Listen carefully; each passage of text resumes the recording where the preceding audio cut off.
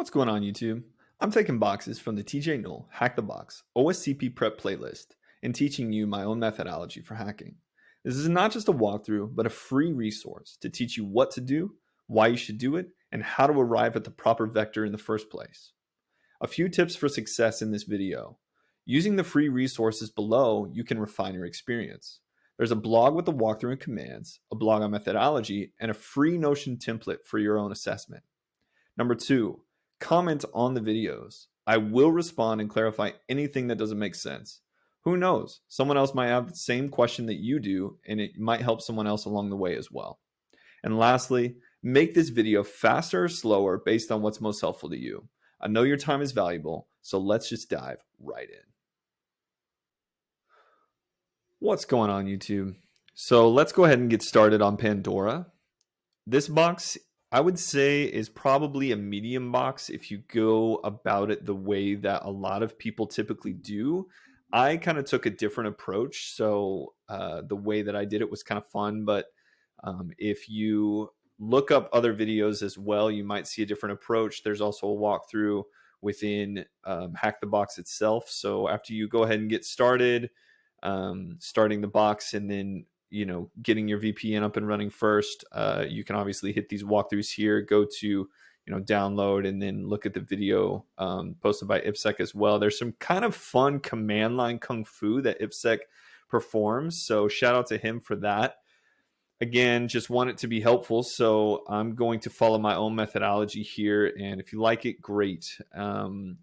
Oftentimes we start with Nmap. Now, the reason that we start with Nmap is because Nmap is kind of like it's a port scanner, but it's a little bit more than that because it can give us so much detail and so much clarity about what we're dealing with initially. So if I were to want to buy a new car, let's say, I would want to go and I would want to look at it, right? I wouldn't just start, I wouldn't pay for it and then dig into it. Probably what I would try and do is, hey, I'm going to take it for a drive. I'm going to look up other, things that are a part of this concept. So if I'm getting a Kia versus a Toyota versus a Honda, there's just a lot of differences that they can bring to the table, whether it's repair, value, resell, and everything like that. So this might sound confusing right now, but where I'm going with this is Nmap is your way to enumerate what this is without knowing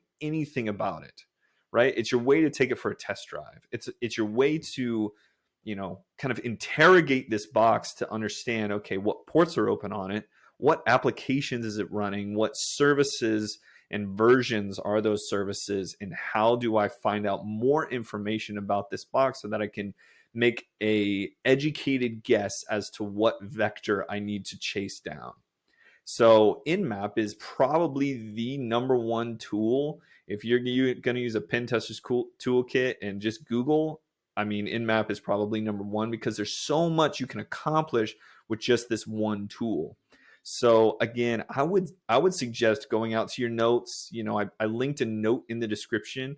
What I like to do is a lot of enumeration early on. So this template should be in the notes, in the description, but I like to run auto recon first and just get it running. That will give you so much great detail, and we'll dig into that a little bit more about what that will show us. But it does so much for us. Auto recon is just a tool. It's like bowling with bumpers. That's a amazing description of what auto recon does. It runs all these awesome scans for you, and then I like to run two separate versions of scans so that when I get an accurate depiction of what it is. So you've got all ports, you've got SC-SV, which is I believe default scripts and default versions. You've got the operating system, so trying to figure out operating system, and then some just simple UDP scans, which will give us what ports are actually open for UDP. And then what I like to do is actually revert the machine and run it again and see the difference between the two, because sometimes you can actually miss things, right? So some UDP ports might not be having fun with your scan yet. And so if you run it again, you might see something that you didn't see before. And so that's just why you start with Nmap, what you're trying to accomplish with Nmap, and all the various things that you can do with Nmap. And so luckily, this is kind of a easy, medium-ish box. And so you're not going to have to dig in super deep to find a lot of different things about it. Typically, these scans will just work right out of the box. And so if I just do this simple initial scan that kind of a lot of people start with, we're going to see a few ports here open. So you've got 22 and you've got HTTP. So right off the bat, again, we've got a few very interesting details, but we know already that we're not going to start with port 22. And we might do that later, but we're not going to start right now because port 22 requires a password and it requires some extra information if you're going to really accomplish what you want to with SSH. So sometimes you can brute force. There's a few other tiny vectors. If you've got a really dilapidated version or something like that, you might be able to get into it, but you're almost always going to start with HTTP and just sort of get a little bit more information. Just kind of, interrogate the box a little bit, have a little fun with it, and just figure out what HTTP is doing. So that's the first thing I'm going to do. Just pop out to, and I'm just going to type in 10.10.11.136. It'll bring us to a stock web page. Now, the first thing you'll notice about this web page is that panda.htb is probably something that we would put into our Etsy host file. So two things I just said. Enumerating the web page is going to give you a lot of really helpful information. And then what I mean by Etsy host is I'll show you in a bit, but basically what that's doing is mapping, kind of force mapping DNS. So when I put into the Etsy host what that is, it will bring up panda.htb instead. And that might render some content within the page that we wouldn't see if we just had the IP address. Basically, it's kind of like a trust feature. It says, oh, like you're on the inside, you know what I'm supposed to be, and so maybe you'll give me a little bit more information. I'm going to pause the video because I believe my Etsy host has a few things that I probably don't want to disclose, and then I'll be right back. So I was right. My Etsy host did have a few things that I didn't want you to see, but now we are singing great. So here is the command that I just ran to edit it. I like to use gedit because it's just a simple text editor. If you don't have it, you can just sudo apt install gedit and it will, give you the version. But basically, it's just a really simple way to edit files within whatever context you're in. A lot of people use Vim or VI. I'm not that cool. I just want it to be simple, easy to use, and edit it right away. And it kind of gives you some text highlights if you're in various coding platforms and other things like that. And so it can give you some really solid context and what to edit and other things like that.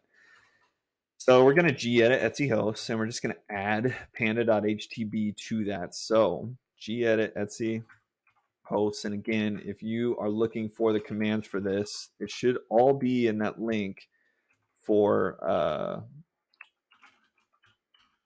the blog. So if you don't want to type it all out, you can always just go about it that way. So you got panda.htb. Like I said, now when you go out to 10.11.6, you're going to see panda.htb. You're going to see the same thing.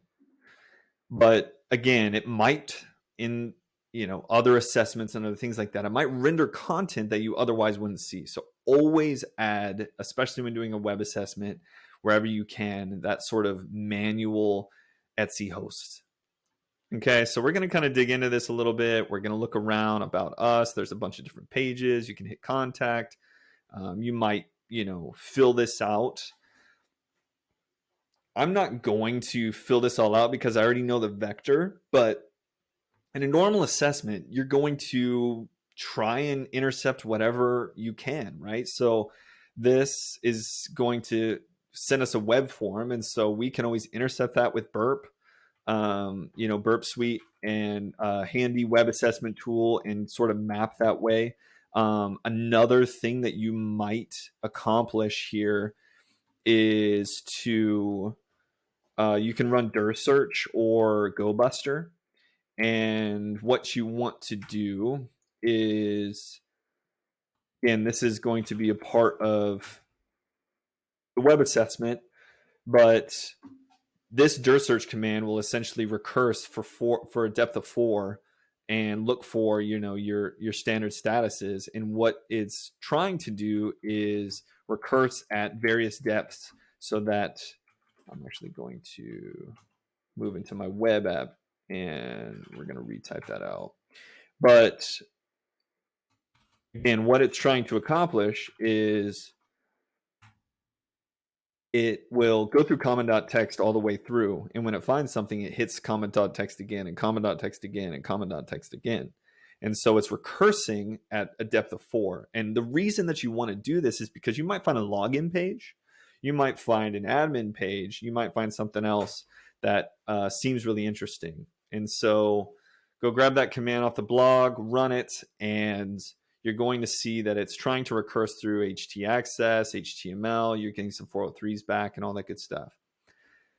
So while this runs, we can always just go back to our notes here and start to fill out what we know about the notes, or what we know about this box. And so it's 10.11, 10.10.11.136. For things to try, I mentioned, we got Etsy hosts here. So this is already kind of pre-filled out, but this is kind of my thinking through in the assessment. I sort of fill out this section here. So you might find a, service version. You might, inspect the web page, visit it, general enum. So you've got the contact form that we talked about. If I'm getting stuck here, you might even try a brute force, look at service version. So do some research on this and see if there's any exploits.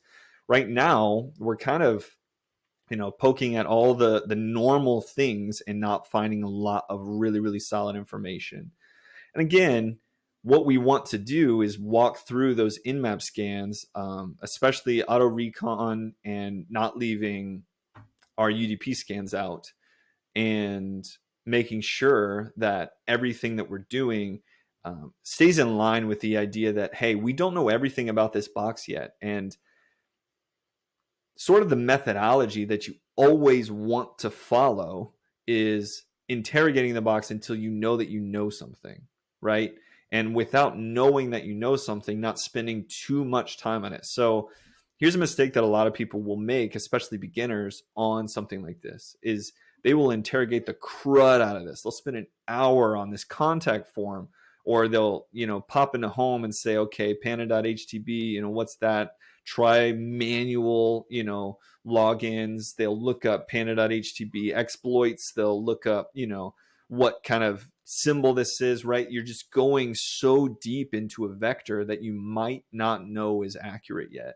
And so instead of just spending all your time diving in on the deep end early on, you can save yourself a lot of time by just genuinely interrogating and just continuing to enumerate, as opposed to trying to exploit. Okay, so spending a lot of time on enumeration is going to free you up to be able to know what the vector is at the end of the day. I hope that makes sense, but basically, I would spend a solid 5 or 10 minutes on each one of these, right? So I got this done, but I'm Googling Apache. If there's nothing there, I'm moving on. Nothing obvious, on the web page, I'm moving on. Directory busting, moving on, right? So you've got a couple things here. You've got assets, so you might dig into assets and all that good stuff. But I just say all that to say, hey, look, this might be a longer video, but I'm trying to help you in the long run by understanding what direction you're supposed to go and how you're supposed to accomplish that. All right, so let's go ahead and run a UDP scan as well. And so this UDP scan, again, is in this template. I might even open another tab and just let that run here and go back to Nmap. And I believe I did have a UDP stand. Yeah, so UDP. So what I'm running here is this nmap.su, which again is just in that template. And what you're going to see is that you've got SNMP open. So first thing, what is SNMP? SNMP is, I believe it stands for Simple Network Management Protocol. And essentially what Simple Network Management Protocol does is it allows you to manage your network devices in a simple way. Imagine that. So what you're doing is you're sending commands to various network resources and returning information or sending information across your network. And so what this can do is manage networking devices. But what you're going to find out is that if you send these commands, you might send a password, a username, or something like that over the airwaves. And so this looks promising. If I'm going to look at an SNMP, or I'm sorry, a UDP scan, this looks promising.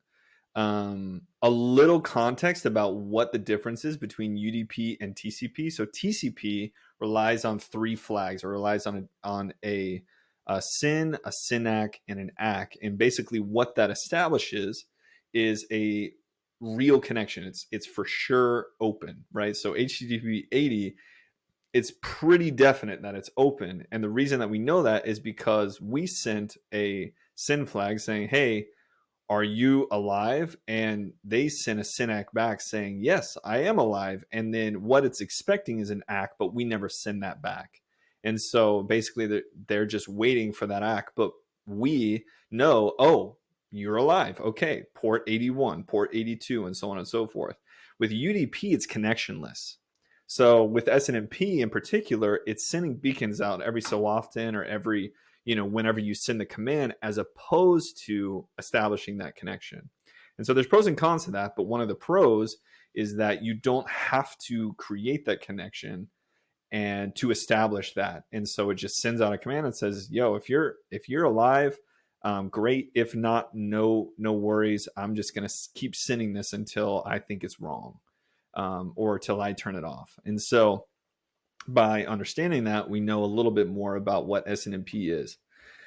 So one caveat here is there is a phenomenal aspect of the IPSec video that goes into great detail on SNMP walk, SNMP enum, and all that good stuff. And so no shade if you pop over there and look up some of the grepping and some of all of that, because it is actually very useful. I didn't do all that. So I will say that, basically what I ended up doing is just running auto recon. And I ran auto recon and I looked up, I popped into UDP 161 and it ran all of those commands for me. Now I know this is, a walkthrough on how I'm going to show you the why. And so I absolutely will kind of give you why certain commands work and why certain commands don't. But here's another useful tool is Carlos Palab, who is the creator of the LinPiece series. He has a blog called Hack Tricks. And so if I'm going to go into Hack Tricks, I use this all the dang time because I just feel like he has a very simple way of showing you the easiest way to do it, and just some good tips and tricks. So if you're looking into SNMP, there's just a few, this is great. He just says, okay, this is what an MIB is. This is what an OID is. This is what's typical for versions. And, he says mainly read only. So your community strings are going to be public, right? So, and then he just gives you some amazing commands to run. So you've got something like this, right? That's just going to give us everything that we might need in order to just start interrogating. Again, enumerating more, understanding what's going on at each turn. So if I walk through every single piece of this puzzle, I'm eventually going to find that SNMP walk is the main command that is going to help me and interrogate a lot of this information. And so if I just cat out this UDP 161 SNMP walk, it gives me so many dang strings and so many, all of this stuff. And again, these are OIDs, and that's explained in that blog. It's explained, kind of what all of these processes are and how, we can use that to enumerate the machine. Again, this is a lot of really useful, but just a lot of information in general. And I believe that it is either here or in the actual command itself. So he doesn't show what command's running. So if I go back actually and look at cat commands, he's going to show us all of the SNMP walk commands that he ran, right? Or that auto recon ran. And so what is this telling us? Well, we have these various public strings and all that good stuff. And so we're able to sort of research this as a result of, what our scan came back with, right? I hope that makes sense. But basically, I can run this command and it's going to give me the information that I just found in the UDP folder.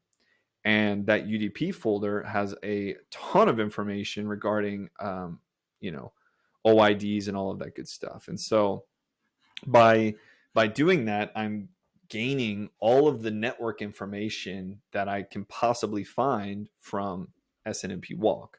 And so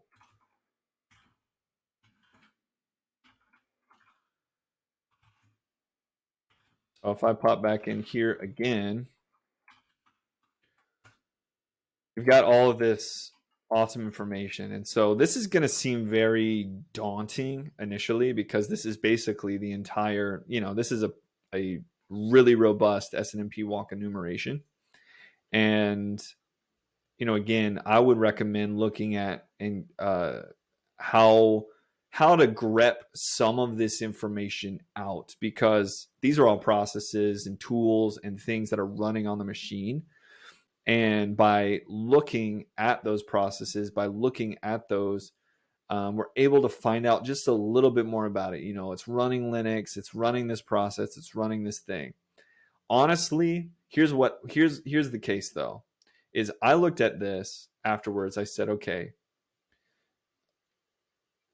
I looked and said, okay, auto recon, is running UDP, and I can dig into this SNMP walk a little bit more. And I did. And by just doing a manual overview of the most information you possibly find, you might find something helpful. In this case, we do, right? So this user Daniel and this password Hotel Babylon, the reason that we know that is because we've got this flag here that says -u. All right, we're back here. Something that I didn't show you that I would love to show you, and sorry if this is a little choppy. I actually took a couple days off and had to attend to some things, and now I'm back. But so this very, very cool kind of way of looking at your auto recon is something that I've learned over the last maybe year or so, and I can't remember who taught me this, but it is so slick. So basically, what you want to do, and you can do this with any folder. I like to do it with auto recon because the problem with auto recon is that there's so many scans, and not every single one of them has something. So if we go into TCP22, for instance, you can cap that TCP22. And the problem with it is you're not going to get a lot of more useful data than you already had with that initial Nmap scan. And so what I like to do actually is you go into whatever folder you want to, or you can just go into the scans folder, and you start a Python server. Okay. So I like to do 8001. You can do it on 22, whatever you want to do. Just start it, a Python server. And I'm running Python 3. If you're running Python 2, the command's just a little bit different. And then what I like to do is I do a localhost on port 8001. So basically you're accessing your own server, but you stood up your own server, and now you can kind of see where you've been.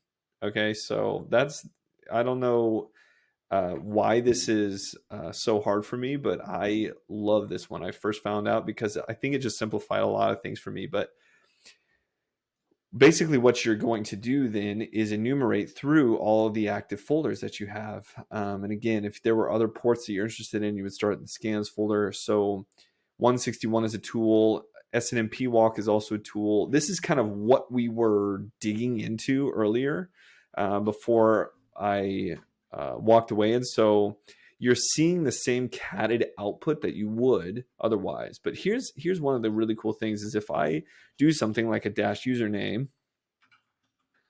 okay, or dash user, you can kind of dig into, and find different users. You might even do dash u. Like I said earlier, eventually you're going to stumble upon a username and password. And so again, learn the tools, but use what works. This is totally legal on the OSCP. You will see that a lot of people use auto recon. A lot of people use, various tools, linps, winps, and other things like that in order to kind of promote themselves and do privesc and other things like that. So this is totally legal, totally within the bounds, and can really simplify our process. So enough about that. Basically, what we want to, accomplish is a login. We never found a login on the main page. So it makes a lot of sense then to go back and to say, where did I see a login? Right? So you're going to think, okay, I'm going to go back to my notes here and I'm going to determine, where was the login first found? And again, you might have found a login page, you might have found a different spot, but definitely you want to try and log in with SSH. And so that may sound, super obvious, but I love when I find a new vector, I always love to go back to my notes, because when I go back to my notes, then it makes it so much simpler. Hey, did I find a login page somewhere? No, on 80 I didn't, right? On other assessments you might. And so it's not always straightforward, hey, this is going to work on SSH. You just want to continuously enumerate, and when you find that vector, you will. So we can look at a lot of different things, but Daniel is definitely one of them. So SSH Daniel 10.10 11.136. What was that password? Grab that password again, just super handy. Got my Python server spun up. Everything's just right then and there. You might even put that in the notes just so that you can access it again easily. And what do you know? Okay, so we are Daniel on this box, right? And we can say, ls. So we're in our home directory. There's another user named Matt. Try and Matt. You can try and cat. That permission is denied. Hack the Box likes to do this. A lot of boxes like to do this. They like to give you a user and then say, hey, you're not quite the user that you need to be. Now, Matt could be the supreme user, the root user, or it could just be another user on the box, right? You also have a root profile. Knowing this is Linux, just through the ID command, we can, or, oh my gosh, it's late. We can know that it's an Ubuntu, generic 5.4.0, and all that good stuff. So already, we're starting to build a idea of this box, right? And to take the car analogy a little bit further, we've now test driven it. We've kind of dug into the seats, we might have even now bought the car. And so we're starting to understand its little idiosyncrasies about it. Okay, so that's all well and good. There's a lot of things, that we can try. One of the, shameless plug here, but basically I have a lot of Linux privesc commands. And so you can run linps, obviously, and linenum. Those are two awesome commands. But if you want to just get familiar with the machine, you can run your ID history, all that good stuff. You can, one of my faves is to, do this and just to see what users are on the box that are kind of irregular. Okay, so these are the 4 users that are not usually on the box. So we know we can target Matt, we can target Daniel, we can target root, and sync, whatever that is. Sync may also be, a service or something like that. Honestly, what I like to usually start with, it's not tried and true. Obviously, you want to interrogate the box, learn the manual way, understand what every command is doing and everything like that. It's not always the quickest thing to do, though. You're going to have a lot better luck starting with automated tools, and then if those don't find anything, then you're going to kind of dig in a little bit deeper. What I like to do actually is run maybe linps or winps depending on the box, and actually take that list that they suggest and start to build a template for myself on what I need to try. So if they've got sudo-l, or maybe a suid vector or something like that on there, I'll take note of that and just move on, right? And just continue to build this methodology, much like my enumeration methodology. By doing that, I kind of build a list that I want to try, and almost guaranteed one of those vectors is it. And so for myself, all I do is I just cd into temp. And one of the reasons that we cd into temp, that a lot of people don't honestly know about, is that temp is almost always owned by root, and you almost always have write privileges to it. So that's oftentimes why we start with temp. That's why we don't go into our home folder and start there, because that may be owned by root. But if I go into my home folder, what I'm going to find is that this is owned by me. And so it's only going to run certain privileges, or I might not even have write access to my own folder, which is pretty daunting. So again, I'm always popping into temp and running that because of the privilege vector. Here's the other reason that I pop into temp as well, is because this will get deleted. And so if you're on another box and you're in somebody else's house, you don't want to leave your stuff there. And so if you have something sensitive or something like that, maybe your IP address is in there, or you have a reverse shell with your IP or something like that, you want it to be deleted for sure. And temp is your best bet at doing that, besides just manually doing so.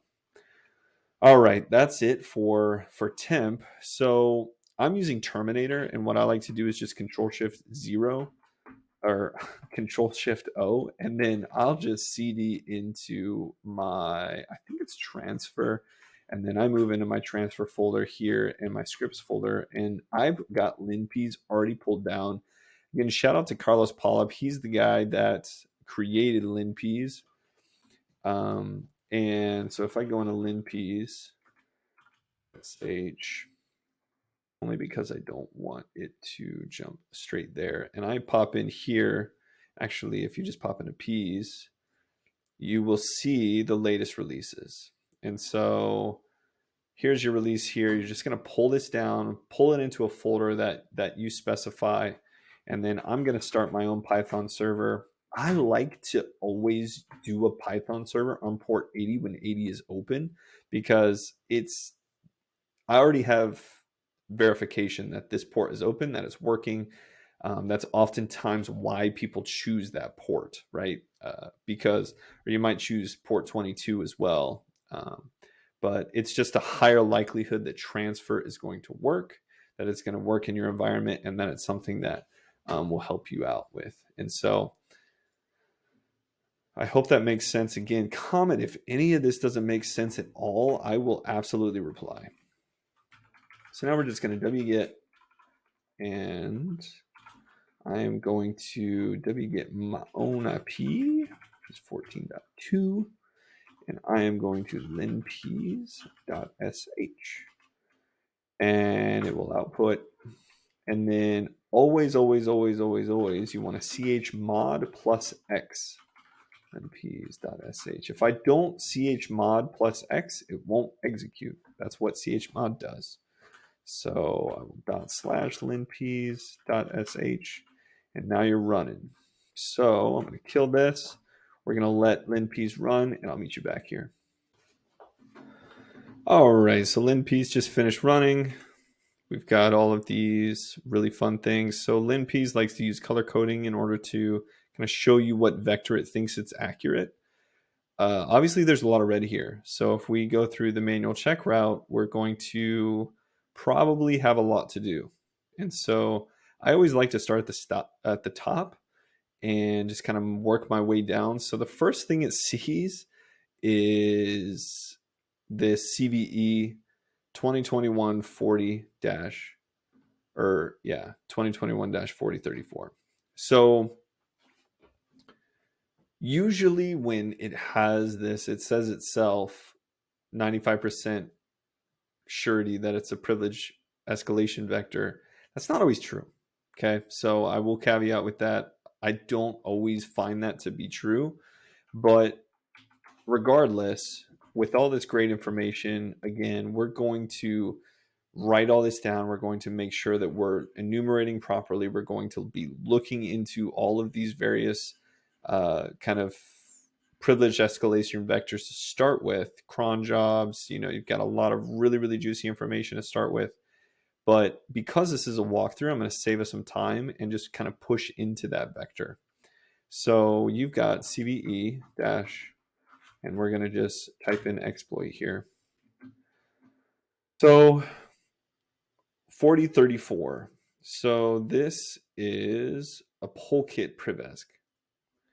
Okay, so policy kit is a very, very useful thing on the box, but basically what we need to do, what we're going to find with a lot of these. Okay, so the first thing you see is make. Okay, you see pwnKit.c. So here's the problem is we don't have GCC installed. There's, other exploits and other things like that, like Python and all of that. But if I just type in which GCC, I'm not getting anything. GCC dash dash version, app install GCC. So we could try and install it. It's not going to work. We can do the same thing with Python. We're going to look at Python dash dash version. It's not showing up. So already we're sort of dead in the water with this exploit. Okay, so 20-4034.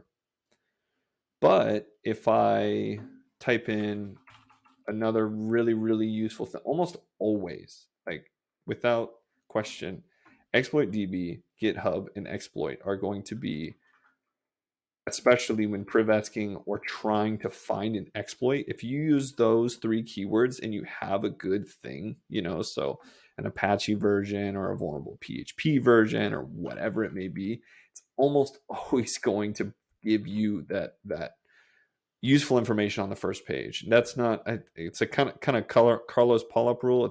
I say it's 95% accurate. It's probably not, but from my experience, when I type in CVE whatever GitHub or this version exploit GitHub or exploit DB, I'm generally speaking finding what I need to find on that first page of Google. And really what I'm trying to do here, honestly, so I don't have C code. I can't compile C code. One of the things you could try is actually pulling down the version, creating a VM, creating that whole thing on C and everything like that and running it. I don't want to go through all that trouble. So enumerate this, we're popping into these and we're saying, okay, this one's what? .sh. Okay, but this one's .c. So what is that? chmod pwnKit. Okay, so this one's looking a little bit better.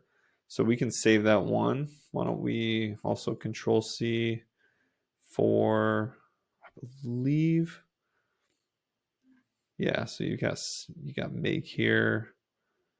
Who am I? Okay.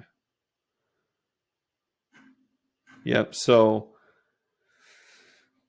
why would we try this one? Well, to be honest, the reason that this is going to work for us is because we already know that we have bash on this, right? We have the ability to run shell commands, and so run this. And what we're going to find is that you can't actually run it on the box. Okay, so pop back into your handy dandy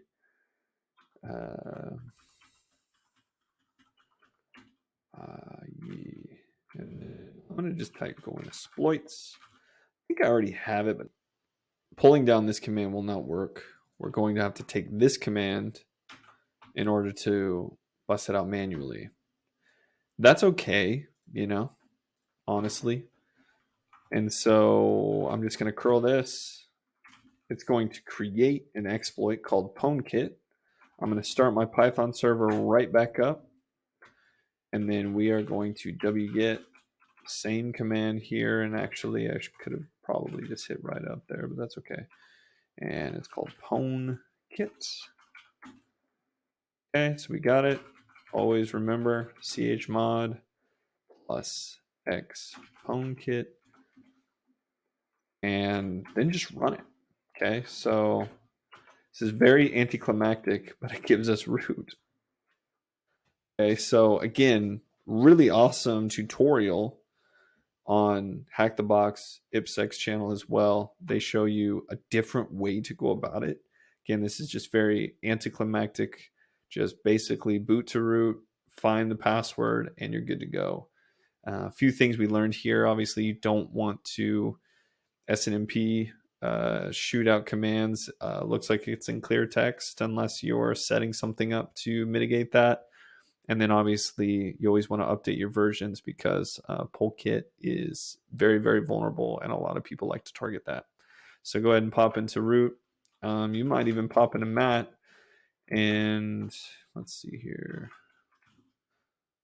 All right. And then you can just cat out your root.txt. So cat root.txt, but I'm not going to do that because it will show a hash. However, I hope you have an awesome rest of the time on these other boxes. And please, again, let me know if you have any comments, questions, or concerns. Would love to help you out. Thanks so much.